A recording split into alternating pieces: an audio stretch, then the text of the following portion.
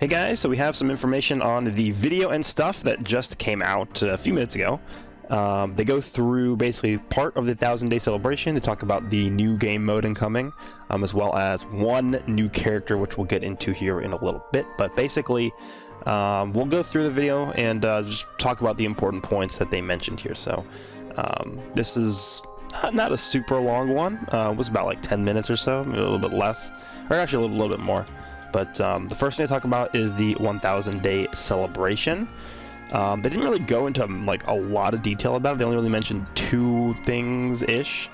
The first thing they talked about is the champion bonus, which is obviously the Hercule event.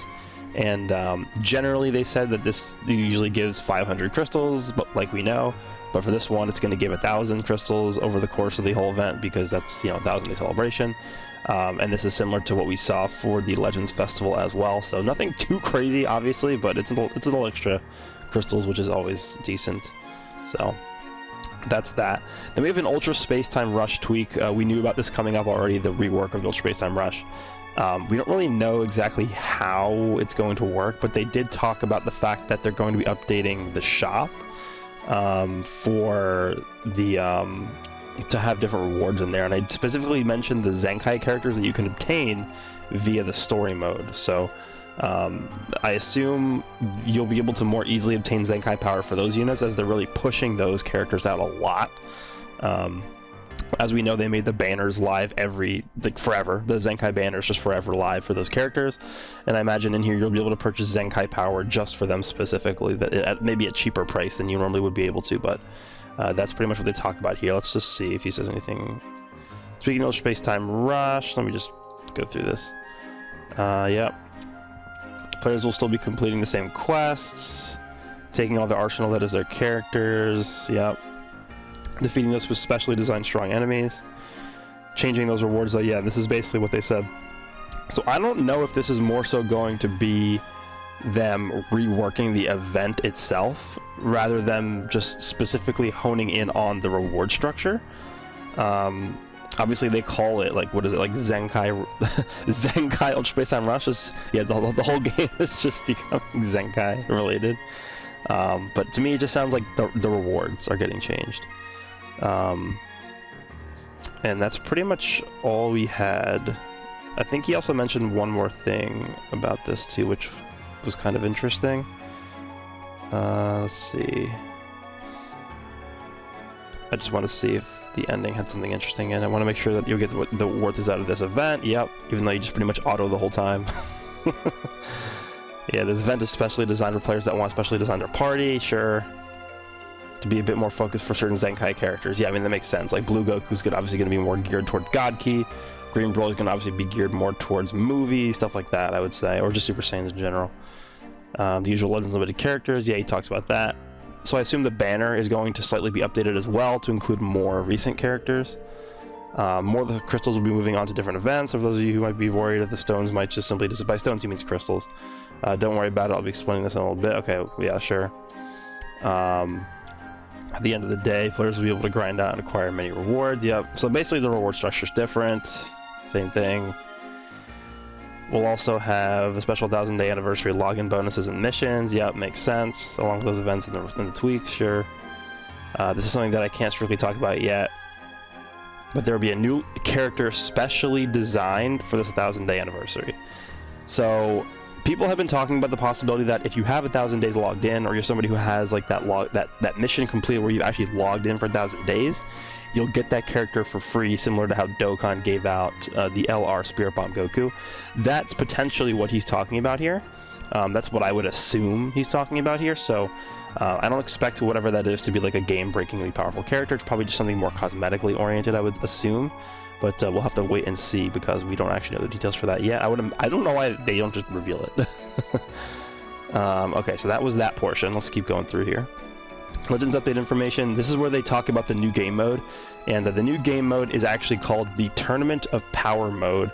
I don't really think this is strictly related to the actual Dragon Ball Super arc Tournament of Power, but the way that they explain this is basically this is an auto chess like mode. If you guys aren't familiar with auto chess, it's basically a mode where you predetermine the outcomes of every fight, based upon your strategy and stuff like that, and then the game basically plays itself. That's why they call it auto chess. So basically you form a team, select spaces to move on the map screen, and then you check the layout before the battle, place character space on each layout bonus, and start battle. This is something we're really not going to understand fully until we actually play it in the game, because it's so different than what we're already used to. So if you're somebody who like looks at this and you're like, okay, this is just World Tournament in Dokkan, I probably wouldn't say that just yet. Like, the way that they explain this is that it's going to have its own leaderboard, which we knew coming into this. They said that last time. So this is sort of like their PvE equivalent to a competitive PvP mode without it being directly against another player. So, you know, a leaderboard style sort of competitive mode in the game, which I think is cool. It really, I guess, bypasses a lot of the limitations that they had with this game. Technologically, like we know in PvP, lag, matchmaking sucks, stuff like that. All those issues they can bypass with this new mode, because it lets you play. Obviously you're playing against an AI or a bot, but you're going to be ranked against other players depending on your performance against the AI. So that's a good way for them to like sort of get around those limitations, which I think is a good idea. Alright, so let's just see. You play 6 characters anywhere in 3x3 spaces, so obviously we see here a nice ability bonus. Characters have special abilities in certain power modes. Some abilities activate on certain squares, completely different from regular battles. Certain characters are also set as boost characters that can buff your party. Boost characters will be set each season based on usage rates, so make sure to try to train up a variety of characters. So obviously it's going to try and, I guess, coerce you into using a variety of characters. Toshi also mentioned that they are looking into a way to I guess encourage people to be using different characters, not just the same characters everybody else is using. So you'll get boosts and stuff for using less popular characters, which is cool. What else we got? So select which squares to move to on the map screen and battle your way until the end. So I guess this is what the map looks like. There's different icons everywhere, so you have to pay attention to, you know, where you want to go to. Just things to note: there's a battle log right here. There's an auto mode over here, so you can actually play this game in like auto mode as well. Here's your score, and then I don't know what TP means, but that's what that is. Battles will occur when you stop on battle spaces, so I assume these are all battle spaces over here. You can restore health on event spaces, so pick up your route carefully while you travel through the map. If you lose a battle, you will be sent back to spaces, but the event for the space you land on will not activate. However, your health will still be restored, so stay strong and keep making your way towards the boss. So that is pretty much all we have there, and then you place characters based on the layout bonuses. And the layout bonuses are described here. You know, you got some bonuses depending on what squares fill in the grid. So you got base damage inflicted, health restoration, you got special moves damage, I guess is what this is. And then I guess, yeah, this is not going to be something that we just instantly grasp. Like, this is going to be something we have to play through a bunch of times. I'll be covering this in depth. Maybe I'll do a guide on it when it comes out. But they also did mention that this event is slated to be coming out during the spring. So I don't think this is going to come out, you know, this month. Maybe mid-March to April or something, I would say, is when this is going to come out. But, you know, at least when you compare this to the guild update they announced last year, they at least have, like, screenshots and gameplay information about this. Whereas with the guild update, they were just like, oh yeah, this is what's going to happen, and that's all they said. So this looks way more promising than that did. But the Legends update information are of power, so the rankings. Competing against other players each season in a form similar to rating matches. Points will be awarded based on the path you take in your actions in battle. And the amount of points earned will determine your ranking. There will be an overall ranking and a league ranking where you can earn rewards like Chrono Crystals depending on your position in them. And you know, exclusive missions will also be added. And it looks like there's going to be leagues, so I guess similar to how like other games do it, where you're in a specific league or ranking depending on how good you are, or how much you've played, stuff like that. So interesting stuff. We'll have to find out later on how this plays out, but this is what the battle screen looks like as well. So you're starting, you know, this is what it looks like over here, and then I guess you decide how you want to play, and, you know, organize your units in specific manners. And then this looks like normal gameplay, but it's actually not, because you don't control this. The game plays it for you. It's all auto. That's why it's called auto chess. But it's all about strategizing and figuring out how to, you know, I guess overcome your opponent in a strategical way, more so than actually playing the game. Yeah, battles take place via an automatic turn-based system. There are bonus effects based on the characters you place for each stage, so creating a party based on positioning and abilities is crucial for victory. Anything else? Don't think so. Yeah, so this is supposed to come out in the springtime. And that's pretty much all for the new mode that we know for now, but I hope it looks interesting. I mean, it looks interesting for me.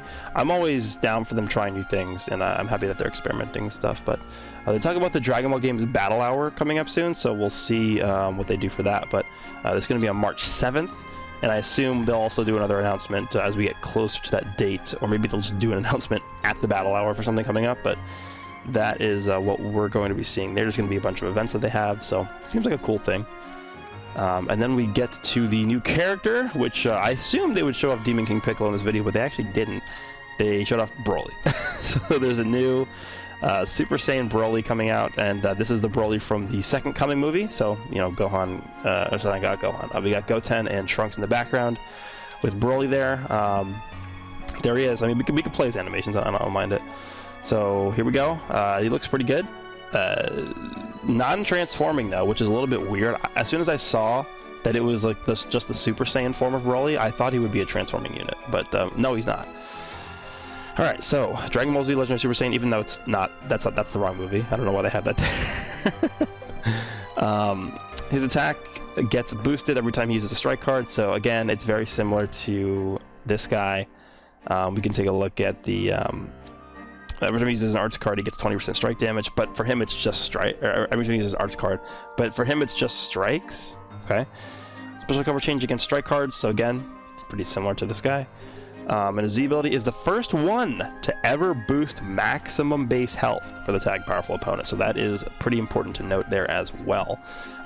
If you guys are interested in running the powerful opponent team, this is probably your most important bench unit for that team, because health, you know, it's like one of the better Z abilities. So we got this BROLY coming. That's interesting. I didn't see this coming. I don't think a lot of people saw this coming. Let's see if they say anything else. His attack gets boosted every time you use a strike card. Yep. So you can power up to launch, and all-out ultimate arts is your basic strategy. Yeah, we saw the ultimate arts in the animation there. Special arts also gives him buffs and nullifies his attribute downgrades under normal conditions. Okay. What else? So you're stand to lose nothing by using it whenever you can, sure. Not only does he have a special cover change against strike cards, but he also reduces his damage received when changing cover. So it's actually very similar to the green BROLY that we already have. That's what he does as well. Meaning even if you change cover against a Blaster Ultimate Arts card, you can still avoid some damage, which is nice. Another interesting point is that his evil, yeah, we talked about this, is the first health buff for powerful opponent. So he's really geared towards powerful opponent. If I had to guess, and that's pretty much all I talked about here, but if I had to guess, because they never release a banner with one new unit on it, at least not anymore. They used to do that for like the Dragon Ball Super BROLY banner that was updated like every month, but this, I assume, is going to be the other unit on the Demon King Piccolo step-up banner, or not step-up banner, sorry, the Demon King Piccolo All-Star banner, Legends All-Star banner. So it should be Demon King Piccolo and BROLY, and the reason why I think it's going to be like that is because they both buff powerful opponent, and so it's going to be a more powerful opponent-related banner. So, yeah. In terms of what color this guy could be, since he's going to be more geared towards powerful opponent, I don't know, because he's also going to be Sagas in the movies, right? And in Sagas in the movies, like, they're in a fine spot. I guess they can use like 1 to 2 more filler units. Actually, a defensive style unit is a slot where the team actually could benefit from. Yeah, we have the green BROLY, but we could use like 1 or 2 more. I'm trying to think, what color is good here? Maybe, definitely not blue for powerful opponent. We don't need another blue unit here. What about like red? No, I mean Cell's good enough. Red, purple. Yeah, purple. What about purple? I mean, they're gonna use Fusions and Maso in here. Purple on movies. I mean, yeah, actually, purple does work pretty well. The only really good purple unit here is the, well, he's not even really good, but the only like relevant one is this Vegeta. I mean, you could use Bojack still, but Bojack is not at all what he used to be. I would think purple's a pretty good color for both these tags. So if they want to make this BROLY purple, that works for me. And then Demon King Piccolo, I think I already said I wanted him to be red. So we'll see if that pans out that way. I expect him to drop tonight, by the way. So for people watching this video, I think the Legends All-Star banner will be coming out tonight. If you take a look at the in-game news, we can actually pull that up as well. We'll go to news, maintenance. They have shop maintenance planned for tonight. And usually, we already know that the red metal cooler Zenkai is coming out. Usually what they do for Zenkais is they only do summon maintenance, and that's it. They don't ever do shop maintenance for Zenkais. So I think what's going to happen is we're going to get the Metal Cooler Zenkai tonight, and we're going to get the All-Star banner with Demon King Piccolo and the Broly. We'll see if that's the case. I'm not 100% sure, not confirmed, but that's what I'm thinking here. But that is pretty much all we have here in terms of the new information from the video and stuff. I actually am pretty excited for the new Turn Our Power mode. It looks interesting to me. It's different, which is fine. I like different. We'll figure out, you know, as we get closer to the release date of it, how good it seems. But let me know down below what you guys think about this. Thank you guys for watching, and I will see you all in the next one.